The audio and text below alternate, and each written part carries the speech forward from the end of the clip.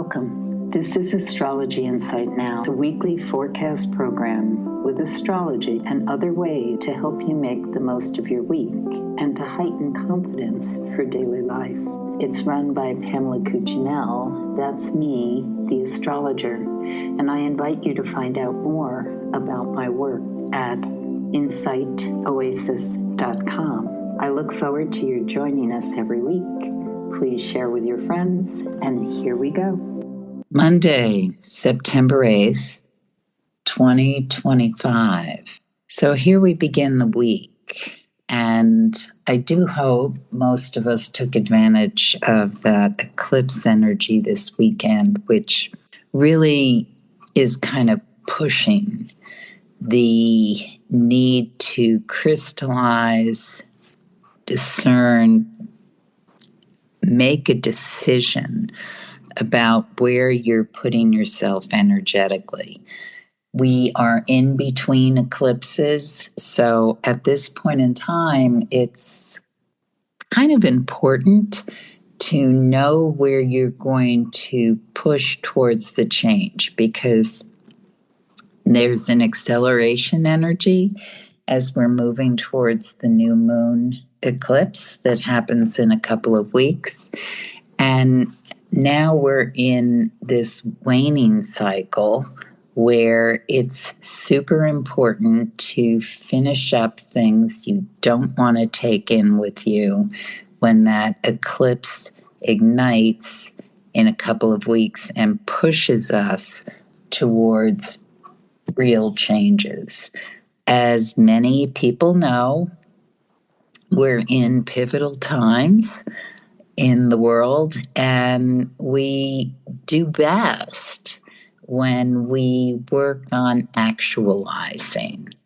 We are in a period where a lot of powers that be and, quote, influencers are working to stymie us or hold us in place or create deer in the headlights moments when we feel frozen and perhaps unable to take action or want to avoid looking at what seems to be happening. With this energy that we're having on Monday with the moon in Pisces as it moves towards that last aspect of a conjunction with Saturn that ends at 1:44 p.m. Eastern Time, it's best to take this morning, give a clear-eyed vision of, okay, what am I finishing up? Pisces is a sign that has to do with, well, it's the water sign that is mutable. So everything is somewhat changeable. It's looking at luminosity or how things sort of wave around, ebb and flow. And sometimes people can be kind of hypnotized or lost in the feeling that nothing is coming into shape or focus. But I think a great way to use it is Pisces energy has heightened visual sensibility, of course, but also sound. And even for people who don't hear well, there is that listening. And listening is, yes, we see it in the level that has to do with how we hear, decibel, music, bird sounds, city sounds, news that blares away at us. But it's also what we hear in a sense of the listening. There's different ways. Okay, this is a quick tangent. There's different ways people sense things, psychics, people who are sensitive to, and we all are, it's just some of us don't pay any attention to it or really discount. But the clair audio is when we hear something. And that's always been my like loudest sense in the clairvoyant or sensitive ways of absorbing. So it's not really necessarily about an actual voice or sound, but it's about something that resonates. That's the best word I can think of. So there's a resonance that is loud and clear this morning into the early afternoon, and it can push us into what the emphasis needs to be over the next couple of weeks as we think about how we are poised for the next lunar cycle, or what we are discarding, what we are finishing up with a vengeance or a total need to have it happen. And so many things can accelerate. I mean, it can be quite astounding because of the eclipse cycle. And therefore, that's why it's of maximum importance to be calling in what it is you want to resonate and really emphasize as we work through the changes and transformations that are for each of us, but also as a magnitude, macrocosm, how we are through our individual changes creating the new world. So Monday, the moon goes void of course 1:44 p.m. And then there's a brief void of course, which means the moon is not making another geometric aspect to another planet. And so it's best at that time to sort of chill, clean up, work on something already in motion. Then the moon enters Aries at 2:37 p.m. Now this sets up a period of time that is more strident, perhaps, in that the resonance might be clanging, this sense of do it now, or I have to move fast. So the acceleration of movement on as we get into the afternoon, into the evening, can be boom, boom, boom, boom, boom.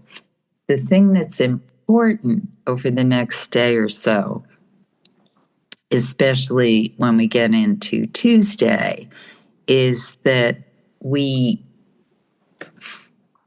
work on what we can do as we can do it. Pacing is so valuable, because if we're rushing or like shoving or making someone move faster than they necessarily feel safe or comfortable, we can encounter frustration and anger moments.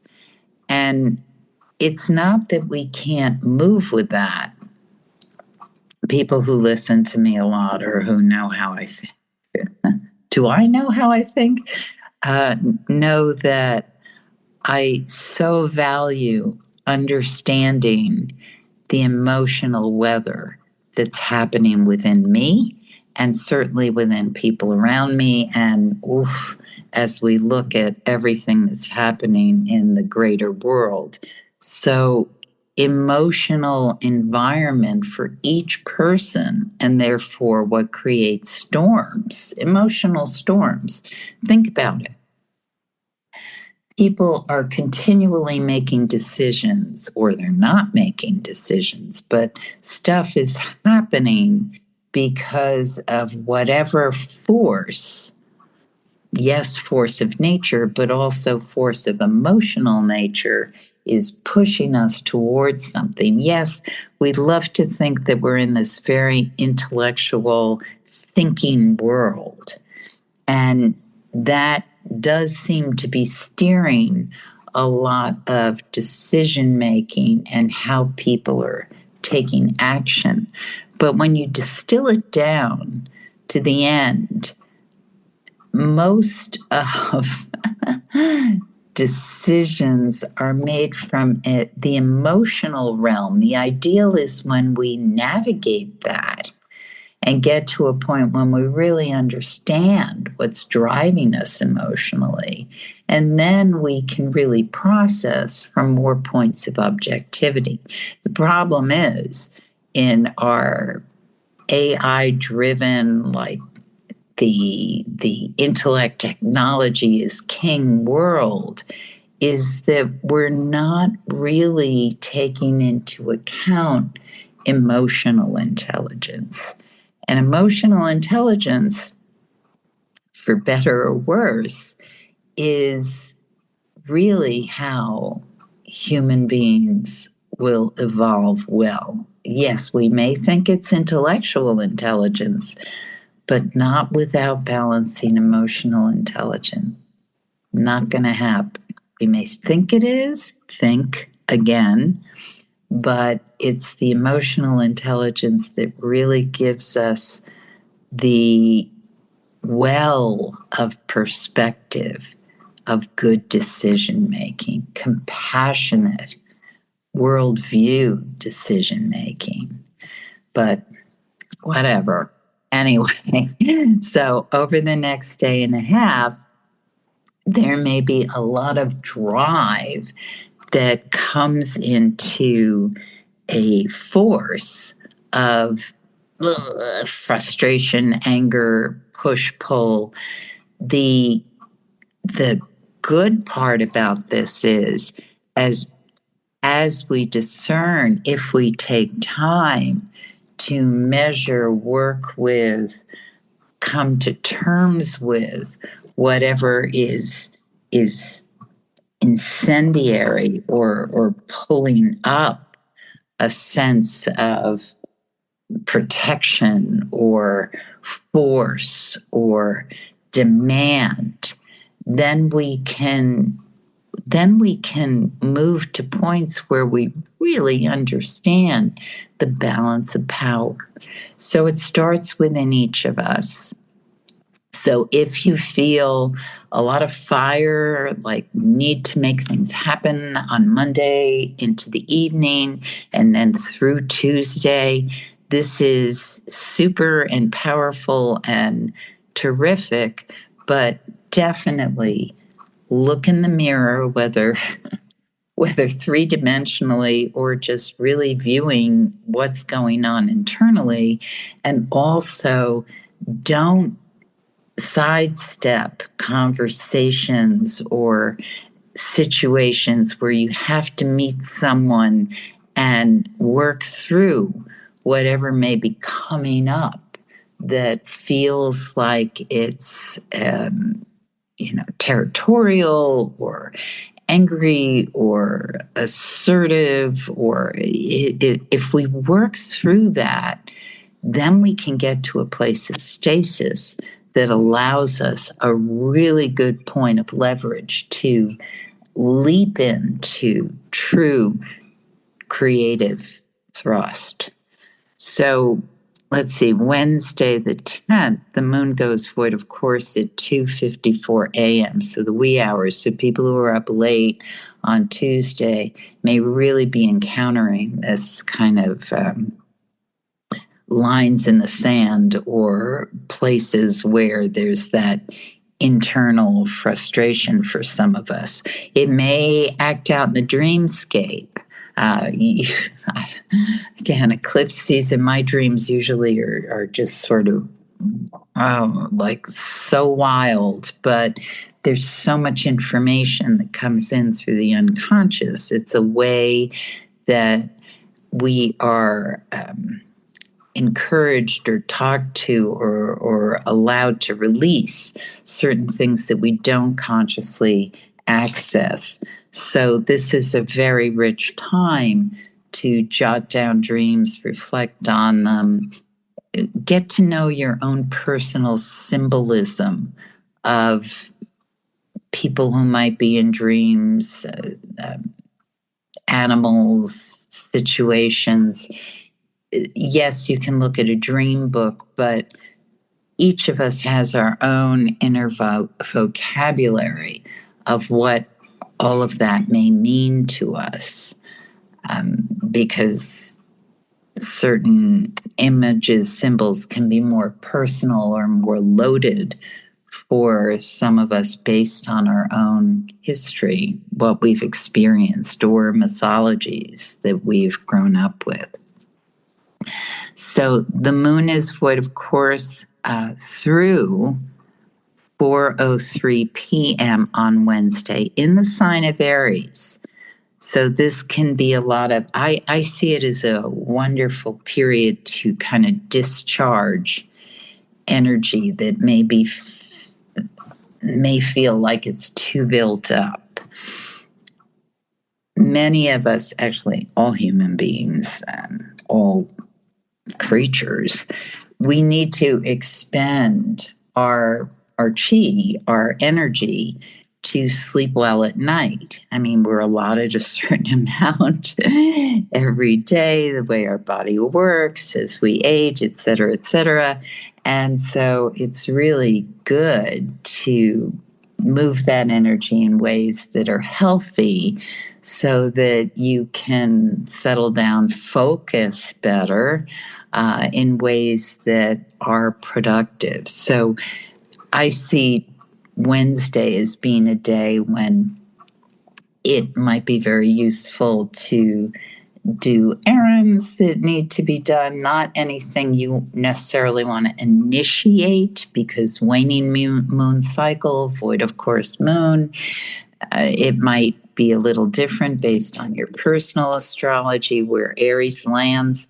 But overall, for most of us, this is going to be a good day to wrap things up, make sure that you move in a way that makes sense throughout the day, because the Aries moon, void of course, can be like just throwing stuff in the wind, like expending a lot of energy and nothing goes anywhere.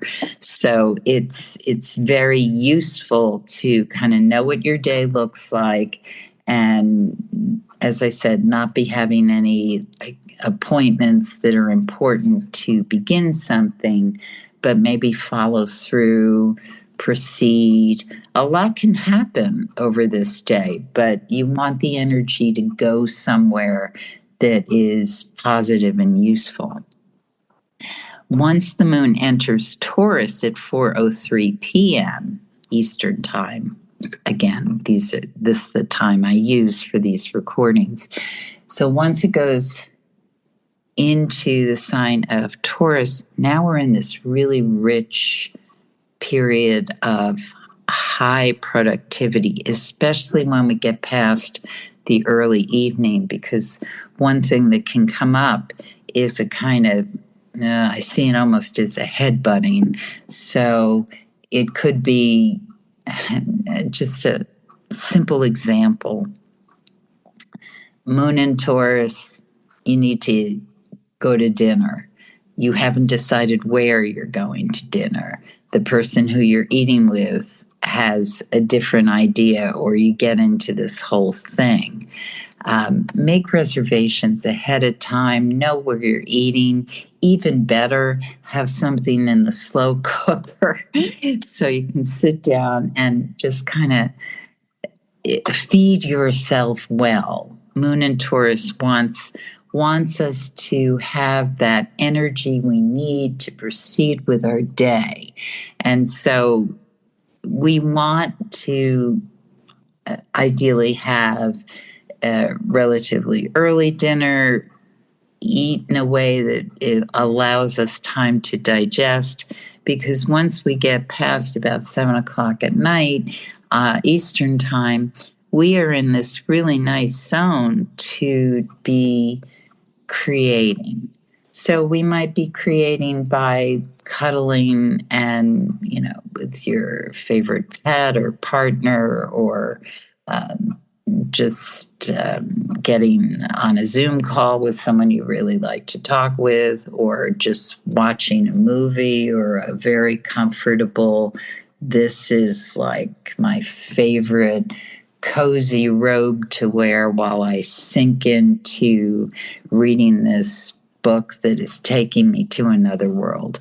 Whatever you want to do something that is restorative to your body, is really allowing you to sink into the pleasure of being alive. Even if it's a work evening, the pleasure of moving through form that you just really enjoy doing in a productive way.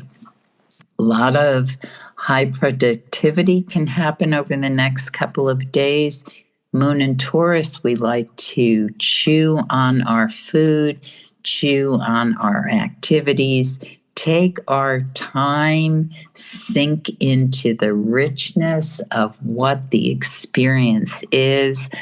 Thursday, the 11th, terrific day for making those things happen. Yes, there'll be some tweaking, some things that don't perhaps go exactly like we had planned. But if you don't get lost in the woulda, coulda, shoulda of it, you are really going to get to a point of satisfaction by the end of whatever it is that you're experiencing. And this holds true on Friday the 12th as well. Very rich day for, it also has Thursday and Friday have this configuration in the sky. The sun is sextile Jupiter, which really gives a lot of light, power, emphasis to what we're making happen. What I love about these particular days is if we are taking advantage of this eclipse energy, keeping in mind, and here's the thing with the moon in Taurus, keeping in mind that it may not roll out exactly as we had planned. Taurus sometimes resists if things don't go exactly as we planned, and there's a little wrinkle in it. Unless, of course, okay, we're ordering food and I wanted my absolute favorite dish, and the chef has created something that with what was local and fresh and wants us to try this new thing. And we're like, oh, I wanted my favorite food. But this comes in and now we've got our new favorite food. But we can only have it seasonally because it was with what was local. That's okay. It's doable adjustment. So just an example. And if we allow what will come in with that kind of unexpected, because it's eclipse. Think about eclipses. The ancients saw them as this time of dread. Something's coming in, and astrologers and soothsayers and people in power would use this because they'd know, okay, this is coming in. The sun is going to be blocked, and there'll be this darkness, and people will panic, or the reverse with the moon. And so we can say that we are the ones who will lead you through the darkness. And in this envelope of time, when we're in between eclipses, yes, there'll be something we don't quite see. But then when the light returns, it's this electric moment that we don't necessarily want to look at in physical, depending on where you are, unless you've got your eclipse glasses. But it's these eclipses right now are more subtle. They aren't like having reams of people going to see them, but they're still happening. And they still signify a wake up. It's a wake up. Depending on the astrologer, we don't necessarily say that, this is the portent, but it's a symbol of, are you paying attention? Are you willing to evolve? So evolve, because the alternative is not, it's really not what we want to do.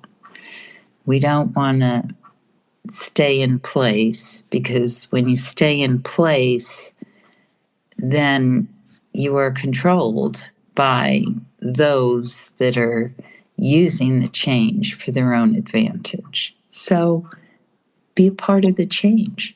Decide what it is that you are doing in what maybe you feel like your small individual way, but that is creating a momentum. The juicy part of this movement of the Taurus moon is Friday the 12th up until about 5:30, because that moon in Taurus is allowing us the potential to really sink into what this is we're making happen. So the moon goes void, of course, at 4:14 p.m. It enters Gemini at 5:38 p.m. And the weekend is definitely a bit what I would call jazzed. So there's a lot of energy that's bopping around Friday night. Do this, look at this, how about that? Did you see this? And it's buzzing. So if you don't want to go down the rabbit hole of the computer, probably get off. If you're in an environment, a party, or around a lot of people networking, there'll be a lot of buzz, a lot of information. Weed through it, because some of the information is going to be useful. Others is going to be stymie a person or make you feel like you're stuck. The useful part about whatever information comes through, and this holds through for Saturday the 13th, and this can be a fun weekend with seeing a lot of people, or just if you're a writer or communicator in some way, a lot of action can occur. But what's necessary is you want to edit. You want to make sure what you're saying or what you hear, the gossip, the information, you want to drill it down and really understand it, because there'll be just so much stuff that can derail us, honestly. And it's really important. That's why staying the course. So when I say being open to change, you are your editor of the change, So when stuff comes in suddenly and it seems to be like this and that, blah, then you have to decide, are you getting swept into this, or are you holding course or taking time to understand what this is? And yes, there are times when it's absolutely important to move quickly, take action, which is why it's so valuable to have made decisions, understand your course before stuff gets thrown at you, so that you can make decisions. Again, discern well when there seems to be a lot of emotional turmoil. The moon goes void, of course, 6:46 p.m. on Sunday the 14th.